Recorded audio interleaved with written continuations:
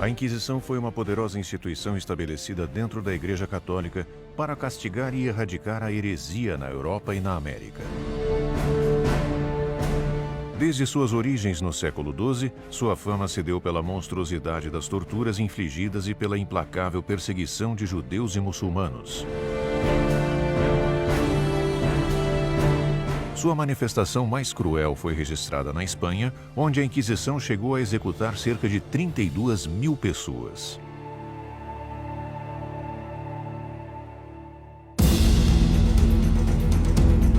A Inquisição começou com a perseguição organizada das religiões cristãs não católicas na Europa. Os inquisitores chegavam em qualquer cidade e anunciavam a sua presença, dando aos cidadãos a oportunidade de admitir sua heresia. Não era permitido aos hereges enfrentar seus acusadores. Eles não recebiam nenhuma assessoria e frequentemente eram vítimas de acusações falsas. Os acusados eram obrigados a depor sob tortura e, se não confessavam, a execução era inevitável. Os inquisidores cometeram inúmeros abusos, desde queimar hereges na fogueira, mesmo que eles tenham confessado, até confiscar suas terras para enriquecimento pessoal. Em 1307, os inquisidores prenderam e torturaram mais de 15 mil cavaleiros templários na França, o que resultou em dezenas de execuções. Joana d'Arc, queimada na fogueira em 1431, é a vítima mais famosa da Inquisição.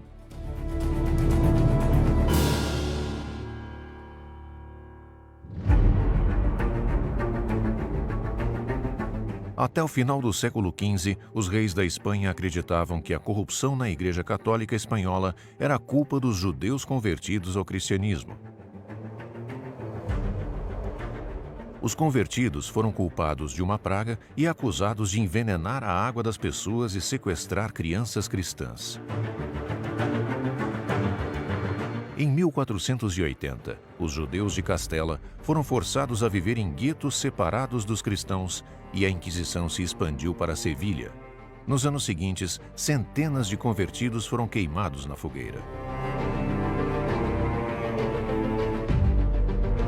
Depois que o clérigo Tomás de Torquemada foi nomeado inquisidor-geral e estabeleceu tribunais em toda a Espanha, a tortura foi sistematizada para obter confissões.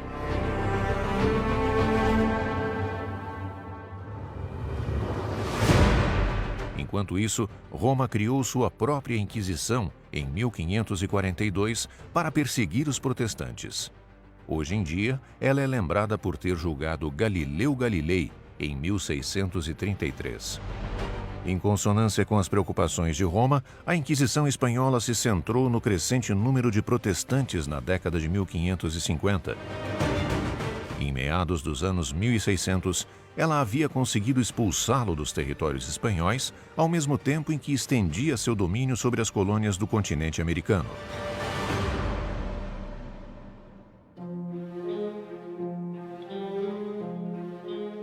Em 1808, Napoleão conquistou a Espanha e ordenou a abolição da Inquisição.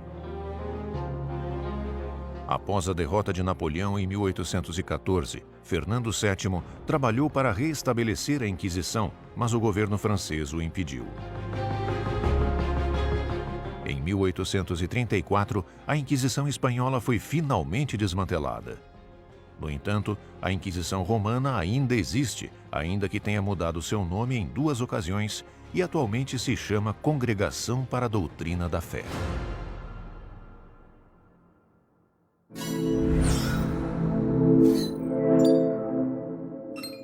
A Igreja Católica conviveu, foi cúmplice e validou quase 350 anos de escravidão no Brasil. Um dos maiores questionamentos da instituição Igreja Católica é a forma que ela agiu durante a escravidão. Negros escravizados em condições desumanas, trabalhando 18 horas diárias sem receber, sendo chicoteados e as mulheres sendo abusadas. Uma das maiores atrocidades da humanidade aconteceu por séculos no Brasil e a Igreja Católica deu apoio a isso. É bom lembrar que, diferente de hoje, entre 1500 e 1888, o Estado não era laico. Igreja e Estado eram uma unidade única. A Igreja participava das decisões do governo e tinha grande influência. Durante a escravidão, a Igreja Católica validou essa prática. A Igreja, inclusive, possuía escravos e fazia uso deles. Os navios negreiros vindo da África trazendo mais negros tinham a bordo religiosos representando a religião. Mais de um século após o fim da escravidão, a Igreja Católica algumas vezes fez meia-culpa, com pedidos de desculpa com alguns papas, mas nunca assumiu de verdade a culpa ou foi responsabilizada como... Esses 3 papas com certeza não foram para o paraíso.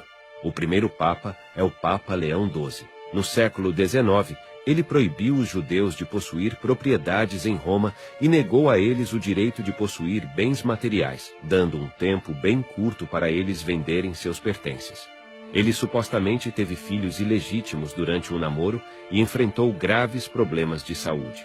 O segundo papa é o Papa Júlio III. No século XVI, ele ficou conhecido por sua relação com um garoto de 13 anos chamado Inocenzo, filho de uma moradora de rua.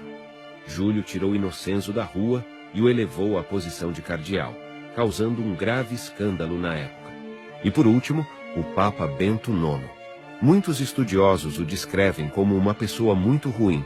Ele supostamente gastou grande parte do tesouro papal em bordéis e orgias, que em muitas vezes também envolviam animais. Ele também foi eleito Papa 3 vezes e se tornou o único Papa na história a vender o papado.